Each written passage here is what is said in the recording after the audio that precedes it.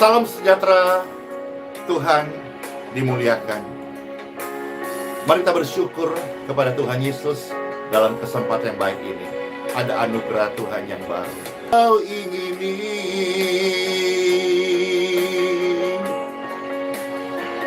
Bapak Ibu sekalian, kita sudah ditebus dari cara hidup yang lama yang kita warisi dari nenek moyang kita. Hari ini kita hidup yang baru, yang sudah dikuduskan oleh darah Tuhan Yesus Kristus, yang tidak bernoda dan tidak bercela.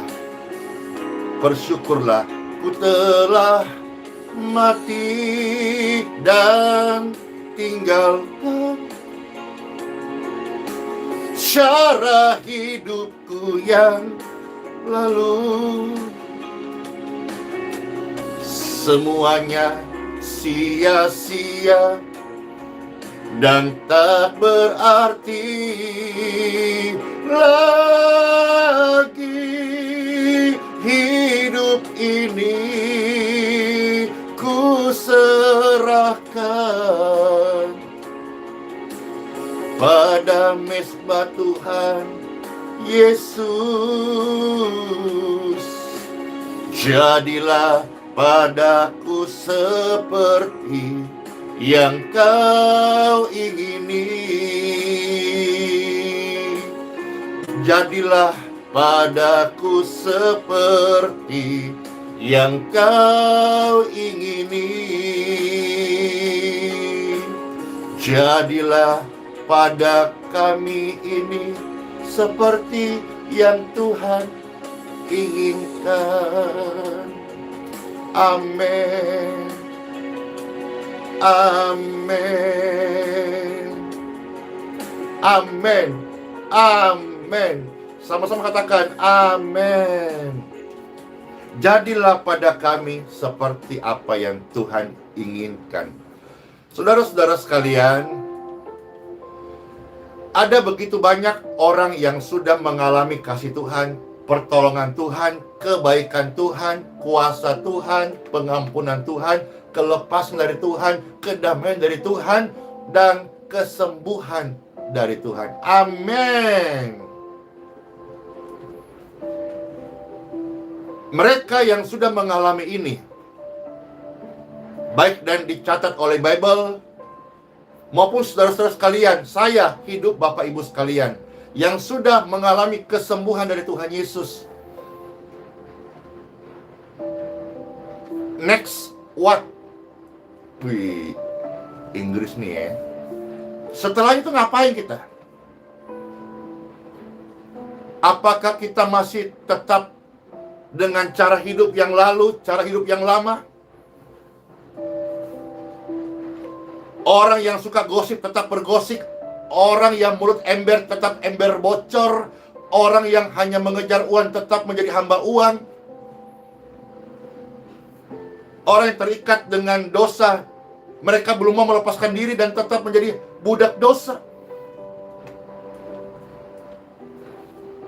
Apakah demikian, saudara-saudara? Tidak.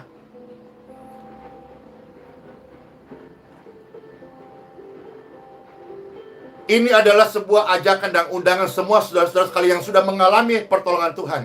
Bible pun akan mengajar kita beberapa bagian firman Tuhan saat ini. Mari kita yang sudah ditolong Tuhan, disembuhkan, diampuni, diselamatkan, dibenarkan, diurapi, bahkan mau dipakai Tuhan, jangan kembali dengan cara hidup yang lama.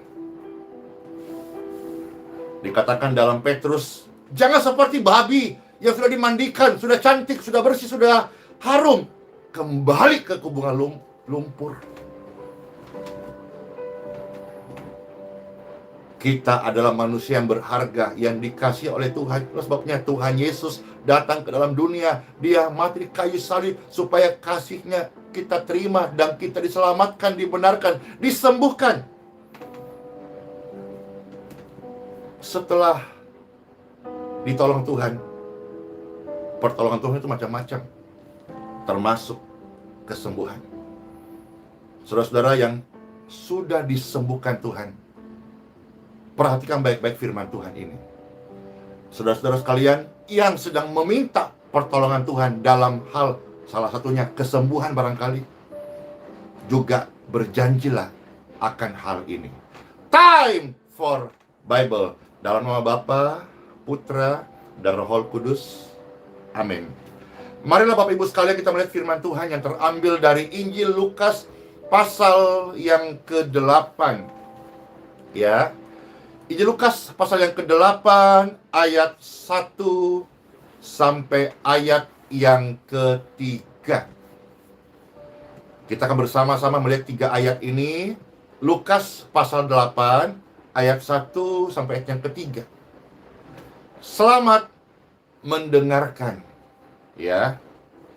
Di sini perikopnya perempuan-perempuan yang melayani Yesus. Bersyukur kalau saudara-saudara perempuan. Disebut nih, perempuan-perempuan yang melayani Tuhan Yesus. Amin. Laki-laki juga dong, amin. Anak muda juga dong.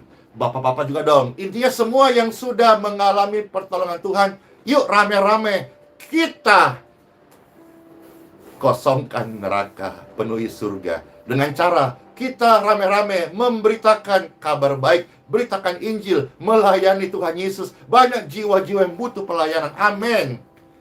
Selamat mendengarkan Lukas pasal 8 ayat 1 sampai yang ke-3. Demikianlah firman Tuhan. Tidak lama sesudah itu Tuhan Yesus berjalan berkeliling dari kota ke kota. Amin. Pastor Andy juga mau belajar dari keteladan Tuhan Yesus, yaitu berkeliling dari kota ke kota. Amin. Dan dari desa ke desa juga ya, memberitakan Injil kerajaan surga. Amin. Kota-kota, desa-desa merindukan Injil kerajaan surga, Injil kabar baik, Injil kabar keselamatan, Injil kabar kesembuhan, Injil kabar kelepasan, Injil kabar pengampunan. Amin. Dan banyak orang-orang yang rindu mendengarkan Injil kabar baik dari surga. Amin. Nah, kedua belas muridnya bersama-sama dengan dia. Ayat 2. Dan juga beberapa orang perempuan, perhatikan di sini. Beberapa orang perempuan yang telah disembuhkan dari roh-roh jahat. Pastor ulangi sekali lagi, dan ini sudah sering kali saya berkata, bahwa roh-roh jahat itu bikin sakit, bikin susah, bikin masalah, troublemaker. Dan di sini banyak orang yang disembuhkan dari roh jahat, termasuk dari berbagai penyakit. Dikatakan, yaitu Maria yang disebut Magdalena, yang telah dibebaskan dari 7 roh jahat. Bisa bayangkan, Maria Magdalenanya 1. Ya, kecuali Maria Magdalena, ibu Yesus. Ini 2 pribadi yang berbeda. Maria Magdalenanya 1, tapi diikat 7 roh jahat. Seram gak? Seram. Itulah sebabnya kita jangan sampai mau mengizinkan diri kita diperhamba, diikat oleh roh-roh jahat.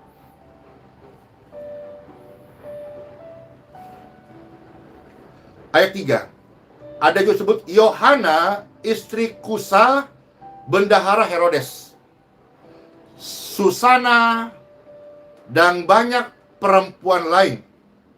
Perempuan-perempuan ini melayani rombongan itu dengan kekayaan mereka. Pastor nggak fokus di kekayaan di sini, tapi pastor sedang fokus bahwa mereka yang sudah disembuhkan memberi diri melayani Tuhan. Ya, termasuk dengan apa yang kita miliki. Hanya ini Tuhan persembahanku, segenap hidupku, jiwa dan ragaku, sebab tak ku miliki harta kekayaan. Termasuk mereka yang punya harta, kayak Bible catat ini, Lukas 8 ayat 3 bagian terakhir, ataukah termasuk mereka yang tidak punya harta? Semua rame-rame melayani Tuhan. Jangan cari alasan, jangan banyak alasan, jangan bikin alasan. Pokoknya semua yang sudah ditolong Tuhan, disembuhkan, dipulihkan, yang pasti diselamatkan, dibenarkan, diampuni. Jangan lagi hidup yang lama. Jangan lagi pola pikir yang lama. Jangan lagi tinggal di habit yang lama. Jangan lagi kita melakukan hal-hal yang kita suka. Kita harus belajar. Saya selalu katakan, saya ini jauh dari sempurna. Saya bicara kebenaran, tapi saya belum mampu 1000% melakukan kebenaran ini. Roh Kudus tuntun saya. Tapi saya tahu ini adalah pergumulan saya. Tuhan berikanku hati lebih rela, lebih taat, lebih tunduk, lebih setia, lebih tahan uji. Terus ini pergumulan saya. Maka selalu saya belajar bergantung kepada firman Tuhan. Tuhan, Kau penolongku. Termasuk ketika saya sakit, ketika saya susah, ketika saya dalam pergumulan. Hari-hari kami bergumul untuk penyelesaian fasilitas di THC yang sudah berjalan. Sementara juga kami akan menjawab panggilan ke kota Manado. Kami akan membawa tim ke sana, saudara-saudara. Dan kami tahu ini bukanlah murahan. Tetapi saya melayani Tuhan bukan murahan. Tuhan menyediakan setiap kebutuhan yang menjadi keperluan anak-anaknya, apalagi untuk tugas dan pelayanan. Maka saya percaya penyelesaian THC dalam berkat Tuhan pasti selesai. Pelayanan ke kota-kota tanpa membebani, tanpa mengharap imbalan, tanpa mengharapkan upah. Saya memberitakan Injil tanpa upah. Karena upahku adalah ketika saya punya kesempatan memberitakan Injil. Tapi kalau di Manado, orang pikir-pikir mungkin kita cukup make up saja ya. Di mana, Pastor? Nanti ketika sudah sampai di Manado, Pastor akan coba lihat di mana tempat yang bagus. Misalnya jogging track atau di lapangan mana atau di mana gitu. Nanti coba Pastor lihat, sambil doakan. Kalau bisa di sana, mau kita berkata, wih, kita make up di sini gitu. Time for Bible Manado bagaimana? Nah, ini Pastor tidak menghakimi hari esok, juga tidak membatasi hari esok ya, tentang ketika kami Tuhan izinkan tiba di Manado. Tapi menurut pemikiran saya, di Manado kota kan so banyak gereja, apalagi so banyak sekali rekan-rekan hamba Tuhan, lebih-lebih yang senior gitu. Dan kata orang-orang Manado so banyak, apalagi Alkitab so biasa dibaca dari Kejadian sampai Wahyu. Jadi so mengerti, so pintar-pintar, so jadi pelaku firman Tuhan. Amin. Jadi kalau untuk Time for Bible Manado belum terpikirkan, karena orang Manado itu yang saya tahu mereka sudah banyak bahkan menghafal Alkitab. Ya. Jadi tapi ada dua kerinduan. Ya, kalau Time for Bible saya belum terpikir, karena ya, seperti tadi saya katakan, orang Manado so pintar-pintar Alkitab. Jadi apalagi Bible mereka sudah dari kecil katanya banyak yang sudah hafal gitu. Kejadian Wahyu sudah berkali-kali baca gitu. Ya, jadi justru Pastor mau ke sana, mau banyak belajar. Kalau ketemu ada teman-teman yang punya pengertian, wah Pastor suka belajar. Nah, tapi ada dua yang ditaruh di hati ini. Manado ini memang tidak biasa. Yang pertama tadi, Pastor rindu ketika sampai di Manado menjawab panggilan dan juga bisa akhirnya dalam berkat Tuhan sampai di Manado itu meet up. Nah, yang kedua, saudara-saudara, ini berbeda dari kota-kota yang lain. Apa itu? Rindu mencari satu rumah sakit Ya, ini kerinduan saya yang Tuhan taruh di hati saya. Amin, amin, amin. Lalu, ya intinya memberkatilah para pasiennya. Nah itu kan digumul beberapa hal. Yang pertama, apakah pihak rumah sakit satu saja yang ada di Kota Manado, coba nanti kita lihat mana yang membuka pintu, memberi akses lampu hijau. Dan kalau misalnya pasien keluar masuk kamar pasien, itu mungkin juga kurang efektif. Apakah nanti mereka bersedia, apakah nanti keluarganya bersedia, atau apa pihak rumah sakit mengizinkan. Jadi nanti mereka seperti di mana, di tempat ruang tunggu gitu, atau di mana gitu, pastor akan datang lalu memberkati sebetulnya. Jadi pastor datang memberkati pasien-pasien di rumah sakit. Saya percaya tangan orang benar ada urapan Tuhan. Dan saya percaya berkat dalam nama Bapa, Putra, Roh Kudus, dalam nama Tuhan Yesus, itu mendatangkan pemulihan, kekuatan, damai sejahtera, sukacita bagi orang-orang yang membutuhkan. Khususnya kalau Tuhan buka jalan di rumah sakit Manado, orang-orang sakit di sana boleh Jo mengalami kesembuhan. Nah ini tentu menjadi pergumulan pihak rumah sakit. Apakah diizinkan, apakah boleh, apakah tidak mengganggu secara ilmu kemedisan. Tapi seperti saya katakan bahwa Manado ini unik. Tuhan tidak taruh ini di hati saya ketika di kota lain, ya. Nah itu tadi sedikit cerita bagaimana saya rindu melayani Tuhan. Amin. Nah, saudara-saudara sekalian, intinya adalah saya ditolong Tuhan dan saya sekarang hidup. Tuhan sembuhkan saya dan oleh anugerahnya aliran kesembuhan itu juga ternyata bukan secara instan sudah menyembuhkan saya dari penyakit komplikasi, SGOT, SGPT tinggi, hepatitis, diabetes, pembengkakan pada lever, ginjal, badan saya kuning, ya, macam-macam. Tapi Tuhan sembuhkan saya, dan kasih Tuhan memberikan aliran kesembuhan bukan cuma sekedar saya disembuhkan, tapi juga banyak orang-orang sakit yang boleh menerima kesembuhan lewat penumpangan tangan, lewat berkat dalam nama Yesus, lewat doa in Jesus name. Jadi ayo yang sudah disembuhkan Tuhan, mari Jokote, torang semua melayani Tuhan Yesus. Pastor, saya belum disembuhkan. Bolehkah engkau berkata Tuhan, dan engkau janji dalam hatimu Tuhan, jikalau engkau tolong saya, sembuhkan saya, sisa hidupku Tuhan, sisa umur yang Tuhan Yesus berikan, aku mau melayanimu. Amin. Kiranya firman ini menjadi berkat makanan rohani yang terbaik buat kita. Dan selalu percaya dalam segala situasi, janganlah kendor untuk melayani Tuhan. Biarlah roh kita menyala-nyala dan layani Tuhan Yesus dengan apa yang Tuhan sudah kasih talenta masing-masing. Kalau engkau punya berkat lebih, dukun pekerjaan Tuhan. Amin, gak ada mustahil. Kalau engkau misalnya seorang pekerja biasa, bukan pengusaha, pakai waktumu, pakai hidupmu, pakai mulutmu mendoa syafaat, dan pakai kesempatan yang ada untuk menyatakan kasih Tuhan Yesus. Siapa tahu lihat hidupmu, orang-orang menerima keselamatan dari kesaksian-kesaksian setiap kita. Let's pray.